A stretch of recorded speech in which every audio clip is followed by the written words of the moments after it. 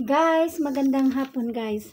Guys, pag nag-post tayo guys ng video natin guys na merong music guys, background.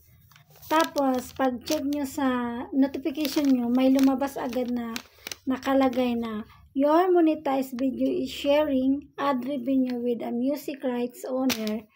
Ay wag kayong guys, wag kayong mangamba or matakot, wag mag-alala. Dahil hindi yun violation guys. Dahil pag i-click nyo yun, tapos bisitahin nyo yung guys, bisitahin nyo yung support inbox, wala namang problema yun dahil hindi naman violation yun.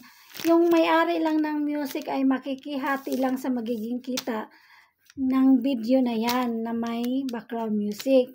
Nasa inyo pa rin yun guys kung ipagpatuloy nyo, i-click nyo lang yun na okay, next.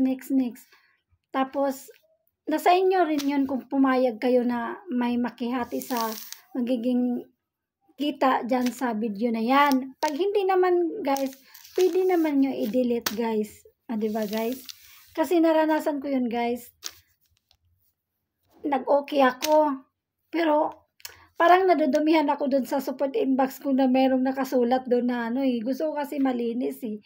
Kaya yan, dinilit ko na lang. Ayaw kong may makihati kasi kunti na nga lang yung kinikita sa video na yun. Tapos, meron pang makikihati, diba guys?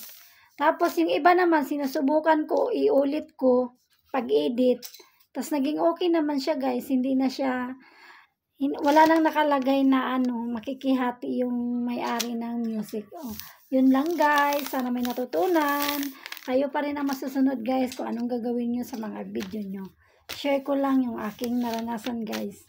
Yun lang guys, magandang hapon. Follow me for more updates guys.